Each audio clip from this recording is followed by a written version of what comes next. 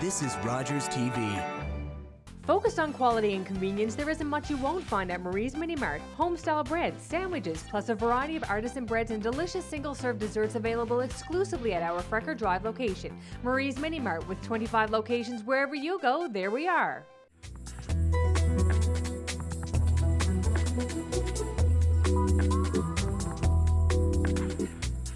My guest today is one of Newfoundland's best-known and best-loved music teachers. She moved to Newfoundland in 1959 and began teaching pretty much right away. She became one of the busiest piano teachers and accompanists in St. John's, and along the way managed to find the time to start a couple of choirs. Many of her students became professional musicians and music teachers themselves, and all have very fond memories of being tutored by her. Her name is Jane Steele, and it is my pleasure to welcome you to the program, Jane. Thank you. My first question is, well, let's start at the very beginning. You were born and raised in Sydney, Nova Scotia.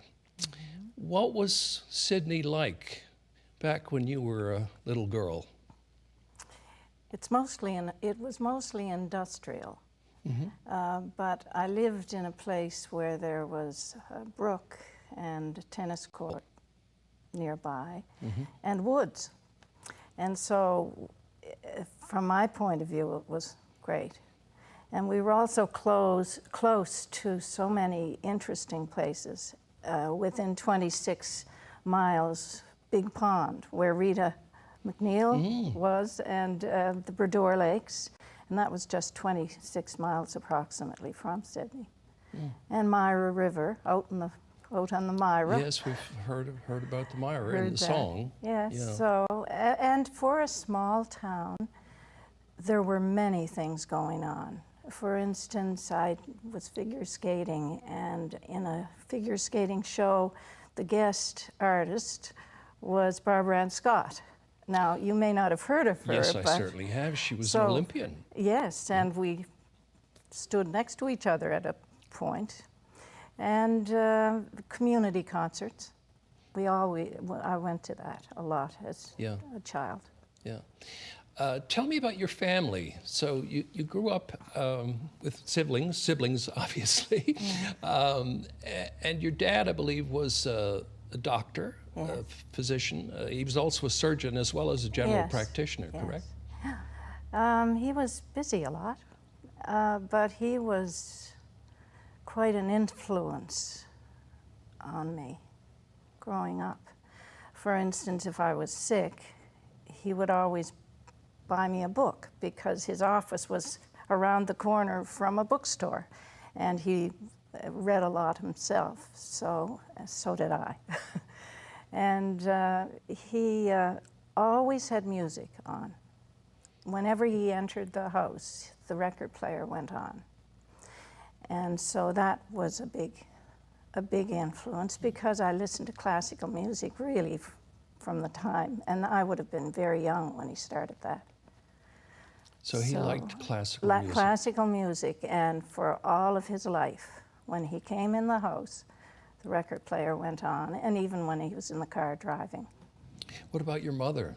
She was fabulous, really. She was great. My friends and my brothers and sisters' friends always came to our house because she always had cookies and treats, and she was good. And she also played the piano. She had gone to the Halifax Conservatory before she was married, so she was musical. Now, I guess you were involved in a lot of extracurricular activities when you were a child. I'm just curious as to how that played out in terms of music. Pardon the pun. Yes, well, music was just one of many, many things. I mean, the YMCA was really strong. I would be there at least 4 times a week, growing up from the time I was a child till I left Sydney, because I was involved in a lot of sports and swimming, and races, and yes, and so that was a big part. I had so many activities that I did because we had Girl Guides, of course, and dancing. Not just one kind of a dance. There would be tap dancing, ballet, all sorts of dancing, Scottish dancing, of course, because Nova Scotia is related, a lot of Scottish people there. And so I had a fabulous growing up period. And so music was just one of the things. Did your mother teach you piano at all, or? No, but I remember her playing for me Right. when she was when I was very young.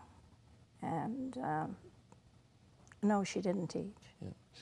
Sometimes pianists, I guess, Yeah. don't make the best piano teachers. Yeah. Well, obviously you have to be a pianist, but Yes. it doesn't follow that because you play the piano, you're going to be able to teach somebody else how to play it. No, it doesn't. No. But I don't think it was that. My first teacher was one of her best friends. And I can remember certain things that teachers about my past. She gave me a piece I didn't like. And it had 5 flats. So I hit it and decided, I think I'll try not to, try to get through the lesson. Anyway, her friend called my mom up to tell me what had happened. Little things like that. When I had a pupil, for instance, later on who didn't like a piece, would I make the child play it? Not really. That's right. But that was one of my memories of the teachers I had.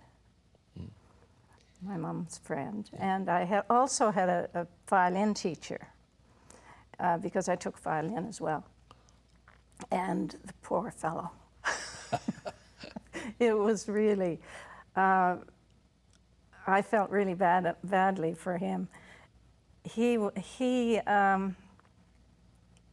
at one point during my lesson, dropped down on his knees and said, "Jesus, Mary, and Joseph." Now, I had never been able to say a damn. I would never swear. That was out of the question. And those 3 words were in church only. And then I moved to Newfoundland, and it's a very common expression. Very common, yeah. Yes. But I felt so sorry for him that, of course, I had to make up for it by practicing. So was there a point in your life where, for want of a better expression, you fell in love with music, where you knew that it was going to be a part of your life forever? Not when I was young, No. because I was in too many things, and I just enjoyed them all and didn't worry about any of it until I What passed about grade when you got 12. older? Oh, when I got older, well, I ended out in the Nova Scotia Teachers College. And Dr. Catherine Allison was the teacher. Now, she had a pilot program going with just 6 students, and she wanted me to be a part of it from the time I went through high school. And that was it. The program was so good. They taught you details just about teaching and the practical things that you need to know, like how to teach from grade 1 to 12. Yes. And what you do with recorders, singing, theory, listening to music, and things like that. Plus, it was practical, and we were sent, the 6 of us. The days just passed so fast. I loved every minute of it. But after the December, we then went to schools throughout the province, and she would pick music teachers for us to watch, and who would then supervise us while we taught in the school system.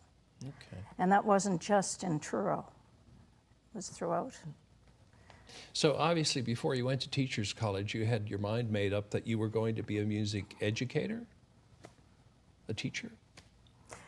Or was it just an experience you thought you'd yes, have? she really wanted me there right after high school, but I decided I'd go and take a few courses in Halifax, and so I went to Dalhousie and King's. Right. Stayed at King's, and that's where I happened to meet my husband, who was finishing law school while I was really in my second year arts.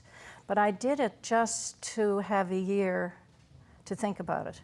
And also while I was there, I studied with a man named Douglas McPherson, and I didn't know, but he had been in Newfoundland.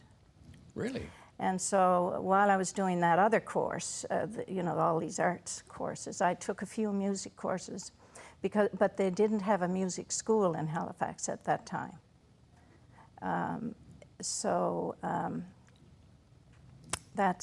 I just wanted to keep doing it, as well as everything else, because I'm a jack of all trades. Yeah. So I think I just kind of figured out how you ended up in Newfoundland, but why don't you tell us the story of how you came to move to Newfoundland and St. John's? Well, I met Jeffrey, and then, of course, I had to decide really what I was going to do. And I went then to the Teachers College after I met him. And Jeffrey, your husband, And he was here working his is a first year. Newfoundlander. And he's from Newfoundland, yes. Right. And but there's an age difference of 7 years, I guess, because he was finishing law, and I was just starting out, really. Yeah. But I knew music would be there somewhere. But once I took the course, that was my main thing. So you were very young when you moved to St. John's. Yes. I just turned 20. And I was married on August 29th and was here to teach. Not only was I just married, but I had my first job. You got a job. Right after Labor Day. Right. And that was at Curtis Academy. Curtis Academy, yes. Where you had a pretty good time, as far as I know. You were given quite a bit of autonomy when you, mainly because of the principal at the time, Byron March, correct? Yes. Just tell us about that. Oh, he was wonderful. He really was, because I can't even remember being nervous about any of this, because when you think about it, it was a big move, first to move from home to another place and get an apartment and all that sort of thing. But he was excellent. He let me do things apart from the main course. The main course was to teach classes. And in those classes, you would do all sorts of things that music teachers do. But he also, I formed choirs. I put them in the festival, and he supported me for that. And I was really glad he did. But I just took for granted that classes went in festivals. And you didn't even have to. Every child performed in the class. I never took out people from classes. So you weren't one of those music teachers who said, "Okay, Johnny, you just mouth the words." No, no, and I hear that a lot. Oh yeah. With adults, and it never leaves them. Oh yeah. It never leaves them. It affects them. When I went to school, there were many people who were told, "You can't sing." Oh, that's awful. Yeah. And you could. Yeah. Yes. Yes. So when you put your Curtis Choir in the Kiwanis Music Festival, you raised quite a few eyebrows, I understand, because they did so well. Yes. Now, I didn't know anything about anything else in the city at that point. Later on, after that year, I ended up out on a board working with the other teachers, which was kind of nice, but I didn't realize that a lot of the nuns sisters ran the choirs that won in the festival, and I was totally unaware of all that. I also, when I was at Curtis, we put off an operetta called Rumpelstiltskin in the same year. And what I really liked about it is that on Saturdays, I was able to take pupils who were interested and couldn't afford or didn't have private teachers in the festival. And so I'd go back on Saturdays and work with these pupils. Now that was really, to me, important. Yeah. Because, you know, I still remember the names 60, how many years later? Yeah. 61 years Yeah. later. I remember the names of those students. Yeah. But I was lucky. So the other thing you did when you, pretty soon after you arrived in St. John's, was you yourself started taking lessons from Andy Barban, a legendary St. John's music teacher. Yes. And I guess, who else did you take lessons Carla from? Emerson Furlong. Carla Emerson Furlong. She was Carla Emerson then. Okay, Carla Furlong. Yeah. She's still teaching. Oh, wow. Wonderful person. And I took harmony and theory and harmony. So you became very good friends with these people, and I know well, Dr. Barban, you actually accompanied many of his students eventually. Yes. We became really close friends because when I was with both of those people, I was working on my ARCT or ATCL and my licentiate as well. And so when I started with Mr. Barban, it was that goal. And that's how I met Carla. And it couldn't have been better, really, because of course with Mr. Barban, I continued on even after the degrees and things that I'd gotten, or the diplomas. And we played duets and duos because I was too busy to really practice, and so we ended up sight reading at lessons. And then we ended up being really good, I have to say. And we performed on radio, and I think we did something on TV as well.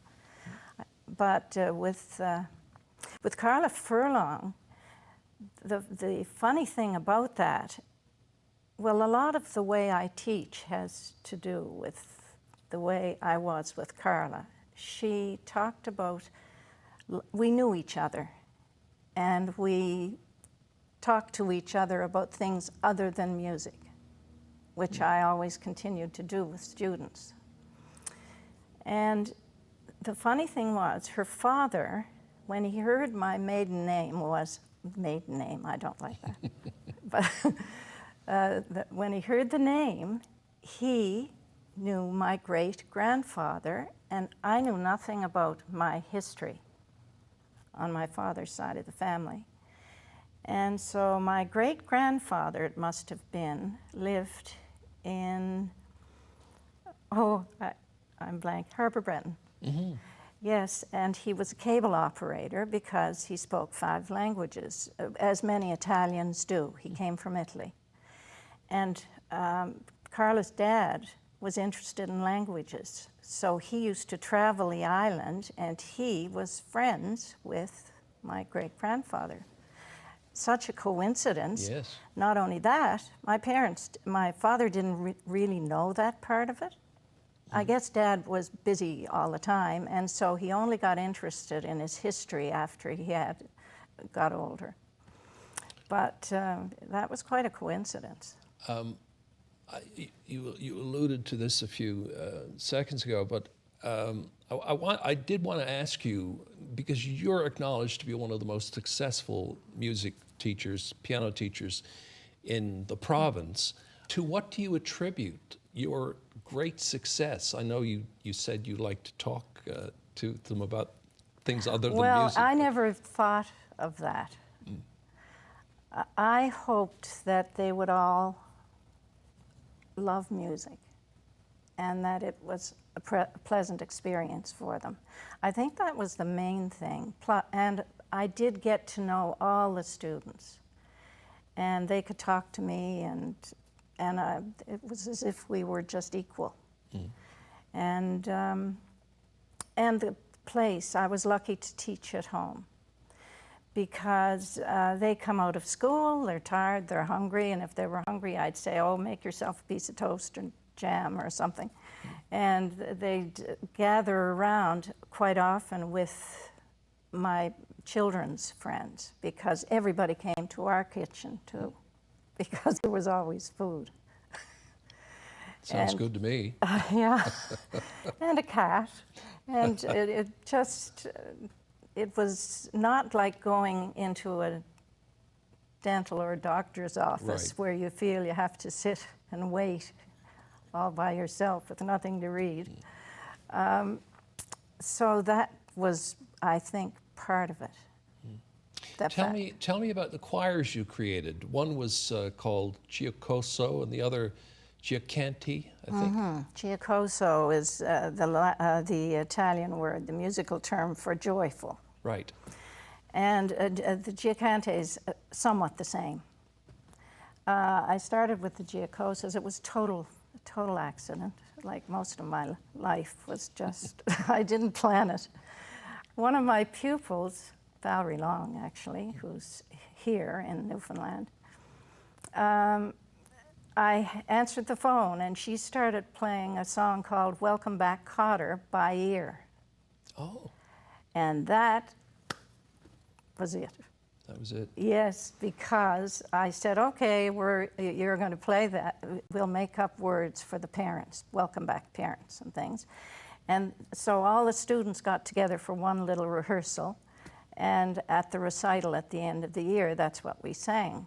And they were so good, that started the choir. Now they went on to win some pretty prestigious awards, did they not? Or at least one. Well, they won the Matheson Trophy, which... Tell us about the Matheson Trophy. Well, they find it's a competition across Canada. They pick a choir from the province. Right. So really you're competing against all the people in your province. And then when we finish that, then you go on to the nationals. I think I'm not sure of the details because I forget all that. I forget that. They came second, I guess, a couple of times, or once or twice anyway. That's pretty good.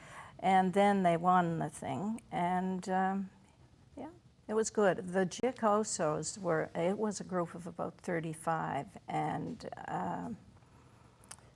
fabulous group. And they were just a wonderful group to work with. Everybody, it was fun. The whole thing was fun. I'm sure if they thought about it now, they'd remember the times, not that we sang on stage, but the times that we rehearsed at the last minute, because we only had one practice a week compared to the school choirs. But practicing in the bathrooms of the Arts and Culture Center before we went on stage. Good acoustics. Yes, I know. And we traveled to a few places, but one place, New Brunswick, well, my goodness. And there were other choirs from across Canada there. But we always had a good time. Yeah. It was mainly about the fun. Yeah, yeah.